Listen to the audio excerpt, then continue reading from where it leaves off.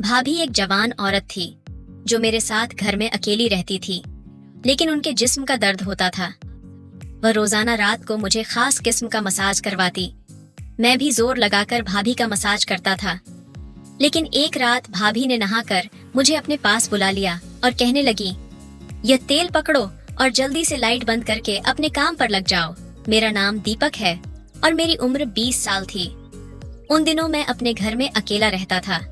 मेरे भाई ने शादी की ताकि मेरी तन्हाई भी खत्म हो सके।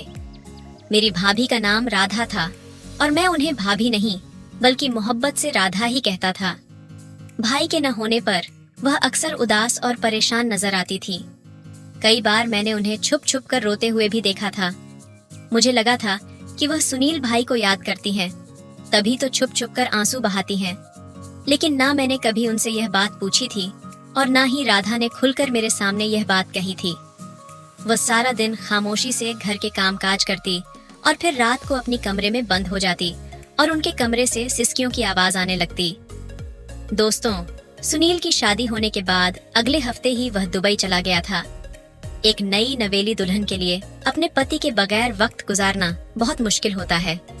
लेकिन सुनील ने यह शादी सिर्फ मेरे खातिर की थी, क्योंकि मैं घर में अब बिल्कुल तन्हा रहता था और घर की जिम्मेदारी के लिए किसी औरत की जरूरत थी। इसलिए सुनील भाई राधा को मेरे हवाले कर गए थे। तब से राधा बिल्कुल अकेली थी और मैं ही उनका ख्याल रखता था। वह एक मध्यम उम्र की औरत थी और रिश्ता न मिलने की वजह से उनके घर वालों ने सुनील के साथ उन्हें रुखसत कर दिया था। दोस्तों, हर गुजरते दिन के साथ उनकी उम्र बढ़ती ही जा रही थी। एक रात मैं सोने के लिए लेट रहा था कि राधा ने मुझे कमरे में आवाज देकर बुलाया। रात के इस वक्त ना जाने राधा को मुझसे क्या काम पड़ गया था। यही सोचकर मैं तेजी से राधा के कमरे में पहुंच गया, क्योंकि सुनील ने जाते हुए राधा की जिम्मेदारी मेरे कंधों पर डाली थी और कहा था कि मेरे पीछे मेरी बीवी के हर जरूरत का ख्याल रखना। मैं भी दिलो जान से राधा की हर जरूरत का ख्याल रखता था, क्योंकि सुनील के पैसों पर मैं अय्याशी करता था और चाहता था कि राधा मेरी कोई शिकायत सुनील तक ना पहुंचाए। दोस्तों, रात के 11 बजे के वक्त राधा ने मुझे आवाज देकर अपने कमरे में बुलाया तो मैं यही सोचकर पहुंच गया कि राधा का कोई जरूरी काम होगा। लेकिन वहां जाकर मैं कुछ ठिठक गया, क्योंकि राधा अपनी बिस्तर पर लेटी हुई थी। मैं घबराकर दरवाजे पर ही रुक गया और राधा को आवाज देकर कहा, जी भाभी, कोई काम है? मुझे लगा था कि मेरी आवाज देने पर वह उठकर बैठ जाएगी और हमेशा की तरह दुपट्टे से खुद को छुपा लेगी, क्योंकि वह सारा दिन दुपट्टे में ही रहा करती थी। मैंने कभी उन्हें इस तरह नहीं देखा था, मगर मेरी आवाज सुनकर वह कहने लगी, दीपक, अंदर आ जाओ, मुझे तुमसे कुछ जरूरी काम है। वह अभी भी बिस्तर पर उल्टी ही लेटी हुई थी। मैं कमरे में दाखिल हो गया, लेकिन मेरी नजरें झुकी हुई थीं। मैं थोड़ा सा शर्मीला लड़का था और पहली दफा किसी औरत को इस तरह देख रहा था। राधा ने मुड़कर मेरी तरफ देखा और फिर मेरी झुकी हुई नजरें देखकर कहने लगी, दीपक, शर्माने की बात नहीं है। इस घर में तुम ही मेरा सहारा हो, मेरे अच्छे बुरे के साथी हो। मेरा पति तो परदेश में है, लेकिन तुम हर वक्त यहाँ मेरे साथ रहते हो, मेरा ख्याल रखते हो। बस यही सोचकर मैंने तुम्हें बुलाया है कि इस मुश्किल वक्त में तुम मेरा साथ दोगे। राधा की बात पर मैंने ना समझी से उसकी तरफ देखा तो कहने लगी, मेरे सर में बहुत दर्द है, क्या तुम मेरा मसाज कर दोगे? तुम्हारे भाई ने मुझे बताया था कि तुम बहुत अच्छा मसाज करते हो और उनके सर का दर्द भी तुम चुटकियों में ठीक कर दिया करते थे। राधा की बात सुनकर मैं मुस्कुरा दिया, क्योंकि यह बात वाकई हकीकत थी कि भाई जब यहाँ होते तो हर वक्त मुझे अपने सर का मसाज करवाते थे। लेकिन वह तो भाई थे, मैं भाभी का मसाज किस तरह कर सकता था? राधा ने मुझे आजमाइश में डाल दिया था। समझ नहीं आ रहा था कि क्या करूं। मैं सोच में पड़ गया था कि राधा किस किस्म की औरत है, जिन्हें अपने देवर से मसाज के लिए कहने में शर्म भी महसूस नहीं हो रही थी। जब मैंने देखा कि राधा कितनी तकलीफ में है, तो मैंने अपने मन की सभी हिचकिचाहट को छोड़ दिया। मैंने इशारे से ड्रेसिंग टेबल पर रखी तेल की बोतल राधा की तरफ देखी और कहा, ठीक है भाभी। तब भाभी बोली, ये बहुत अच्छा तेल है, बस तुम इससे मेरे सर का मसाज कर दो। ये कहते हुए उनकी आंखों में आंसू चमक उठे।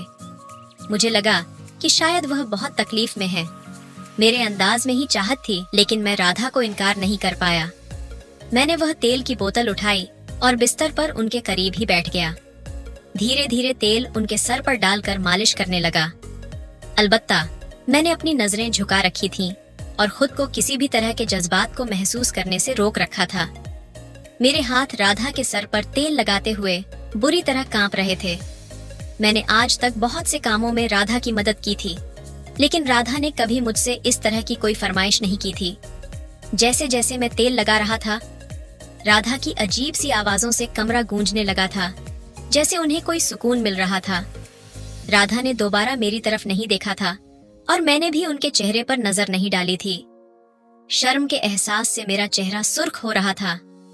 मेरा बस नहीं चल रहा था कि किसी तरह इस मंजर से गायब हो जाऊं, लेकिन मैं क्या करता, मजबूर था। अगर मैं राधा को इनकार करता और यह बात सुनील को पता चलती कि मैंने राधा के किसी हुक्म को नहीं माना, तो मेरी जेब खर्ची बंद हो जाती। लेकिन आज राधा की मुझ पर अनायत कुछ अलग ही थी। राधा ने मुझे किसी चीज से नहीं रोका था। मैं बेधड़क राधा से एक्स्ट्रा पैसे मांग लिया करता था और वह आगे से सवाल भी नहीं करती थी। काफी देर तक मैं राधा के सर का मसाज करता रहा। राधा की आवाजों से कमरा गूंजता रहा।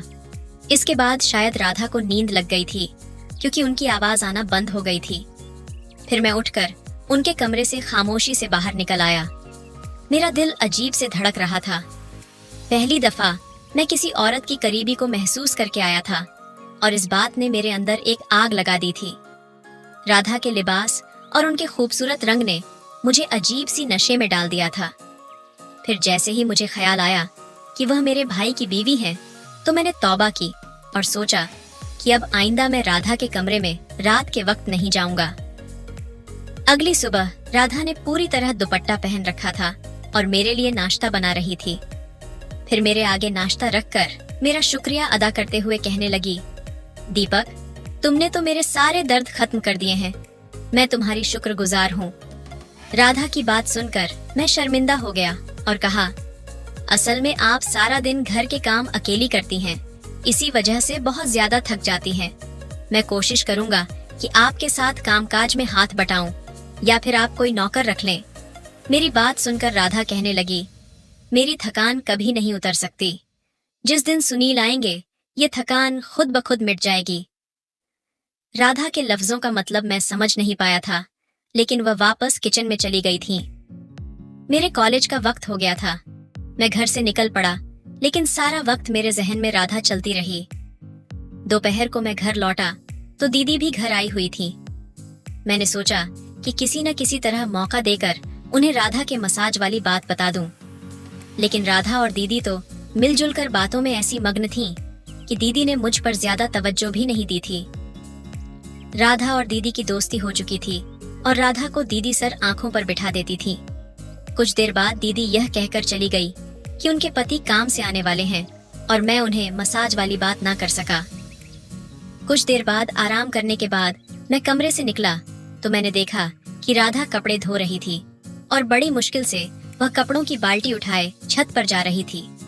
ये देखकर मुझे शर्मिंदगी हुई कि वह सारे कपड़े मेरे थे और मेरी वजह से उन्हें इतनी तकलीफ में भी छत पर जाना पड़ रहा था।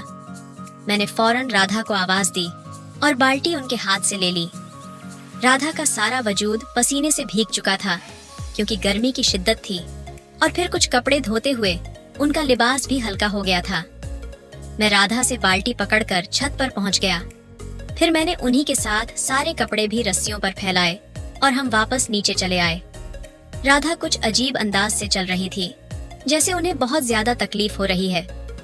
मैंने खुद राधा से कहा, अगर आप कहें तो किसी डॉक्टर के पास चलूं। मुझे लगता है कि आपके सर में ज्यादा दर्द है। मेरी बात पर वह उदासी से मुस्कुराई और कहने लगी, ये मेरी गलतियों का नतीजा है। राधा की बात सुनकर मैंने चुप कर उन्हें देखा तो वह कहने लगी, तुम फिक्र ना करो, मैं जल्दी ठीक हो जाऊंगी, और फिर अपने कमरे में चली गई। पिछले कुछ दिनों से राधा की हर बात मेरे समझ से बाहर थी, मेरे लिए परेशानी बन गई थी। कभी कभी तो ऐसा लगता जैसे वह कुछ छुपाने की कोशिश कर रही हो। दोपहर खत्म हुई और गर्मी का द्वार भी टूटा तो मुझे चाय की तलब का एहसास हुआ। मैं राधा से चाय का कहने उनके कमरे के करीब गया तो अंदर से मुझे राधा की आवाज सुनाई देने लगी। वह रोते हुए किसी से कह रही थी, ये सब कुछ तुम्हारी वजह से हुआ है। आज मेरी जो हालत है इसके जिम्मेदार तुम हो। तुम्हारी बातों में ही तो मैंने खुद को बर्बाद कर लिया है। राधा की बात सुनकर मैं दरवाजे पर ही रुक गया था। न जाने वह किससे बात कर रही थी। यकीनन वह जो कोई भी था, भाई नहीं था। राधा की बातों का जो रुख मुझे समझ आया था, वह सुनकर तो मेरे रोंगटे खड़े हो गए थे। क्या राधा के सर दर्द की यह वजह थी कि वह किसी और के साथ गलत तरीके से? इससे आगे का सोचकर ही मेरे कानों से धुआं निकलने लगा था। मुझे समझ नहीं आ रहा था कि यह बात किससे कहूँ। बिना सोचे समझे मैंने सुनील को फोन लगा दिया। मैंने भाई से कहा, आप वापस क्यों नहीं आ जाते? भाई पूछने लगे, सब ठीक है? अब मैं उन्हें क्या बताता कि उनके पीछे उनकी बीवी कैसी हरकतें कर रही है। मैंने बस यही कहा, आपकी याद आ रही है, हो सके तो आप लौट आएं। कुछ देर की बातों के बाद भाई ने फोन रख दिया और फिर मैं गहरी सोच में डूब गया था। समझ नहीं आ रहा था कि मुझे क्या करना चाहिए। और फिर उस रात भी राधा ने मुझे आवाज देकर अपने कमरे में बुला लिया। मैं उनके कमरे में पहुंचा तो वह फिर लेटी हुई थी और सर पर मसाज करने का कह रही थी। मैंने खामोशी से तेल की बोतल उठाई और निगाहें फेर लीं। मैं बेमन से उनका सर का मसाज कर रहा था और सोच रहा था कि वह किस तरह मुझसे ही अपना वह वाला मसाज करवा रही हैं। मुझे लग रहा था कि जब मैं कॉलेज जाता हूँ तो मेरी गैर मौजूदगी में घर में कोई आता है। यही देखने के लिए अगले दिन मैं कॉलेज से जल्दी वापस आ गया। लेकिन यह देखकर मुझे हैरत हुई कि घर के दरवाजे पर ताला लगा हुआ था और राधा घर में नहीं थी। मैं घर से दूर चुपचाप खड़ा हो गया। काफी देर बाद राधा घर लौटी तो वह पसीने से भीगी हुई थी। फिर वह घर का दरवाजा खोलकर अंदर चली गई। मैंने फौरन घर में दाखिल हुआ और राधा से पूछने लगा कि उसने सारा दिन क्या किया। राधा ने मुझे घर के कामों की तफसील सुना दी, लेकिन यह नहीं बताया कि वह बाहर क्यों गई थी। अब तो मुझे पक्का यकीन हो गया था कि वह कुछ न कुछ गलत जरूर कर रही है। सारा दिन मैंने यूं ही बेचैनी की आलम में गुजार दिया। मैं राधा का सच जानना चाहता था। और फिर रात के वक्त राधा ने मुझे फिर से कमरे में बुला लिया। मैं जानता था कि वह मुझसे मसाज करवाना चाहती है, लेकिन मेरा दिल हिरगिज़ इस बात के लिए राजी नहीं हो रहा था। मगर सच यह था कि उनके सर में वाकई बहुत तकलीफ थी। उनकी आवाज पर मैं उनके कमरे में चला गया। मैंने तेल की बोतल उठाई ही थी कि राधा ने मुझे बहुत सी अजीब बातें कहीं, जिसे सुनकर मैं चौंक उठा। वह कहने लगी, पहले लाइट बंद करो। ये पहली दफा था जब राधा ने मुझे अंधेरा करने को कहा था। मैंने हैरत से पूछा, लाइट क्यों बंद करूं? लेकिन वह इसरार करने लगी। उसके बार बार कहने पर मैंने लाइट बंद की और जैसे ही मालिश करने के लिए उसके करीब बैठा तो राधा ने मेरा हाथ पकड़ लिया। उसकी इस हरकत पर मैं दंग रह गया और मुझे बहुत गुस्सा भी आया। वह अपनी हर हद पार कर रही थी। मैंने गुस्से से कहा, ये आप क्या कर रही हैं? वह कहने लगी, दीपक, मैं तुमसे बहुत जरूरी बात करना चाहती हूँ, लेकिन मुझ में इतनी हिम्मत नहीं है कि मैं रोशनी में तुमसे ये बात कर सकूं। इसलिए मैंने तुमसे अंधेरा करने को कहा है। राधा की आवाज में लर्जी महसूस हो रही थी।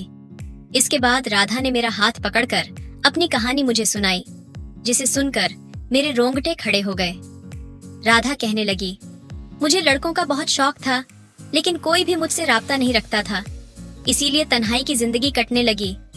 फिर बड़ी मुश्किल से मेरी जिंदगी में एक शख्स आया, जिसने मुझे मोहब्बत के ख्वाब दिखाए और मैं अपनी तनख्वाह उस पर लुटाने लगी।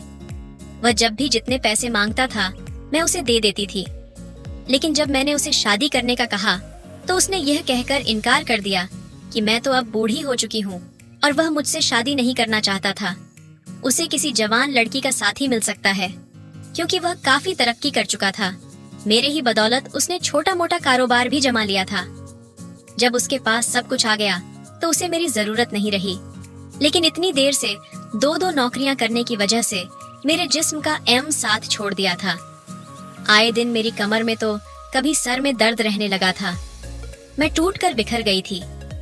फिर तुम्हारे भाई का रिश्ता आया तो मेरे माँ बाप ने मजबूर होकर शादी किया और मैं शादी करके यहाँ आ गई। लेकिन हर वक्त मुझे इस बात का पछतावा होता था कि मैंने एक ऐसे शख्स के पीछे खुद को बर्बाद किया जो कभी मेरा था ही नहीं। ना ही मेरे बहन भाई ने मेरी कदर की और ना ही मेरी मोहब्बत ने। फिर इससे भी बड़ा सितम मुझ पर उस वक्त टूटा जब मुझे पता चला कि तुम्हारे भाई ने दुबई में शादी कर ली है। उसने कुछ दिनों पहले ही मुझे फोन करके बताया कि वह वहाँ शादी कर चुका है, लेकिन उन्होंने मेरे साथ शादी सिर्फ तुम्हारे और उसके घर के लिए की थी। ये सुनकर मैं पूरी तरह अपने होश खो बैठी। मेरा सारा ध्यान बस इसी बात पर रहता था कि मुझे सारी जिंदगी दूसरों की खिदमत करके भी कुछ नहीं हासिल हुआ। ऐसे ही सोचों में एक दिन मैं छत पर कपड़े धोते धोते गिर गई। इस वजह से मेरे सर और कमर का दर्द दोबारा उठ गया। बहुत मजबूरी में मैंने तुमसे मालिश करने का कहा था और फिर तुम भी मेरी मालिश करने लगे। मुझे खुद भी यह सब कुछ करवाते हुए शर्म आती थी, लेकिन मैं क्या करती? तुम्हारे सिवा मेरा कोई सहारा ही नहीं रहा था। कल मैं अपने घर गई थी। मैंने अपनी माँ को अपने पति की दूसरी शादी का बात बताया और उनसे कहा कि मैं इस तरह कब तक जिंदगी गुजारूंगी। लेकिन मेरी माँ ने मेरा हाथ पकड़ लिया और कहने लगी कि अपने पति का घर छोड़कर मत आना, क्योंकि यहाँ भी तुम्हारे लिए कुछ नहीं रखा। मेरी भाभी भी मुझे कबूल नहीं करेगी। ये सुनकर मैं मजीद टूट गई और वापस घर चली आई। मैं जान गई थी कि मेरी जिंदगी में कुछ बचा नहीं है। मैं आज तुम्हारे सामने ये सब कुछ इसलिए कह रही हूँ क्योंकि मुझे तुमसे मालिश करवाते हुए शर्म आती है। और फिर आज नहीं तो कल तुम्हें ये बात पता चलनी ही थी कि तुम्हारा भाई शादी कर चुका है और अब वह लौट कर नहीं आएगा। इसलिए मैंने सोचा कि खुद तुम्हें अपनी सारी हकीकत बता दूं। ये कहकर राधा फूट फूट कर रोने लगी। शुक्र ये था कि राधा ने कमरे की बत्ती बंद करवा दी थी। कितनी देर हम दोनों रात में रोते रहे। दोस्तों, मुझे इस बात का अफसोस था कि मेरे भाई ने राधा के साथ बहुत बड़ा गलत काम किया था। शादी करके उनके साथ तो पहले ही सब बहुत बुरा कर चुके थे और अब सुनील ने उनका साथ छोड़ दिया था। लेकिन कहीं ना कहीं इसमें हम बहन भाइयों की भी गलती थी। हमने कभी सुनील को वापस नहीं आने दिया। उनकी उम्र बीत रही थी, वे कब तक तन्हा रहते, इसलिए उन्होंने परदेश में ही किसी औरत से शादी कर ली थी। दोस्तों, काफी दिन गुजरने के बाद राधा कहने लगी, मैं सारी जिंदगी इस घर में खामोशी से गुजार दूंगी, तुम्हारी इज्जत भी करूंगी और घर का ख्याल भी रखूंगी। बस तुम मुझे इस घर से कभी जाने का मत कहना। तुम्हारा भाई अब कभी लौट कर नहीं आएगा और मुझे यही रहना है। मुझे डर है कि एक न एक दिन तुम मुझे इस घर से निकाल दोगे। मैंने राधा से कहा, यह मुमकिन नहीं है। मैं आपको कभी यहाँ से जाने का नहीं कहूँगा। आपने इस घर को जिस तरह संभाला है, ऐसा कोई नहीं कर सकता। लेकिन आप क्यों तन्हाई की जिंदगी काटेंगी? मैं चाहता हूँ कि आप सुनील से तलाक ले लें और मुझसे शादी कर लें। मेरी बात सुनकर राधा हैरान रह गई। मैंने उठकर कमरे की लाइट जलाई और राधा से कहा, खुशियों पर आपका भी हक है। मेरी पढ़ाई पूरी होने वाली है, मैं जल्दी नौकरी कर लूंगा। तब तक आप अपनी इद्दत मुकम्मल कर लीजिएगा और फिर हम एक नई जिंदगी शुरू करेंगे। दीदी और आपकी अच्छी दोस्ती है। जब दीदी को सच पता चलेगा तो वह भी इनकार नहीं करेगी। वह कहने लगी, मैं उम्र में तुमसे बहुत बड़ी हूँ, लोग बातें बनाएंगे, दुनिया क्या कहेगी। मैंने परदेश बैठे पति को धोखा देकर देवर से शादी कर ली। मैंने राधा से कहा, इस दुनिया ने आपको क्या दिया है जो आप दुनिया के बारे में सोच रही हैं? मुझे इस रिश्ते पर कोई एतराज नहीं। मेरी बात सुनकर राधा फूट फूट कर रोने लगी थी। मैंने उस वक्त दीदी को फोन किया और उन्हें सारी बात बता दी। दीदी भी बहुत ज्यादा शर्मिंदा थी। उन्होंने भी राधा से माफी मांगी। फिर राधा ने सुनील से तलाक ले लिया और कुछ ही दिनों में मेरी और राधा की शादी हो गई। राधा मेरे साथ काफी हद तक खुश रहती है। मैं उम्र में तो छोटा था, लेकिन अपनी राधा का पूरे तरीके से साथ निभाने के काबिल हूँ, जो हमारे संबंध के लिए बहुत अच्छी बात है। कुछ ही महीनों बाद राधा और मैंने एक नई जिंदगी की शुरुआत की। हमारी शादी में बहुत सारे मेहमान आए और दीदी भी हमारे लिए खुशियां मनाने आई। इस नए रिश्ते में हमारे बीच का प्यार धीरे धीरे बढ़ता गया। राधा के लिए यह एक नई शुरुआत थी और मैंने यह सुनिश्चित किया कि वह कभी भी अकेलापन महसूस न करे। दोस्तों, हम दोनों एक दूसरे के साथ खुश थे, लेकिन राधा के मन में अभी भी कुछ खटास थी। वह अक्सर सोचती थी कि क्या सुनील की दूसरी शादी के बाद उनके परिवार ने उन्हें स्वीकार किया है। मैंने उसे समझाया कि जो भी हुआ वह अतीत है। हमें अपनी नई जिंदगी पर ध्यान देना चाहिए और एक दूसरे का सहारा बनना चाहिए। एक दिन मैंने राधा से कहा, तुम्हें अपने सपनों का पीछा करना चाहिए। तुम हमेशा से एक अच्छी कुक रही हो, क्यों ना तुम एक छोटा सा कैफे खोलो। राधा ने मेरे इस सुझाव पर पहले तो हिचकिचाई, लेकिन फिर उसने मेरा समर्थन पाकर हिम्मत जुटाई। दोस्तों, हमने मिलकर एक छोटा सा कैफे खोला जहां राधा अपने खास व्यंजनों के साथ लोगों का दिल जीतने लगी। राधा की मेहनत और प्रतिभा ने कैफे को जल्दी ही लोकप्रिय बना दिया। धीरे धीरे राधा ने न केवल अपने सपने पूरे किए बल्कि हमारे लिए एक बेहतर भविष्य भी बनाया। इस बीच सुनील भी वापस आया। उसने हमें अपने घर में देखा और पहले तो हिचकिचाया, लेकिन फिर उसने राधा से माफी मांगी। उसने कहा, मुझे अपनी गलती का एहसास हुआ है, मैंने तुम्हारी अहमियत को कभी नहीं समझा। राधा ने सुनील की बातों को सुना और कहा, मैंने तुमसे शादी की थी, लेकिन अब मैं एक नई जिंदगी जी रही हूँ। इस बातचीत के बाद राधा ने सुनील को बताया कि उसे अब आगे बढ़ने की जरूरत है। सुनील ने यह समझा और राधा की खुशी में अपनी खुशी देखी।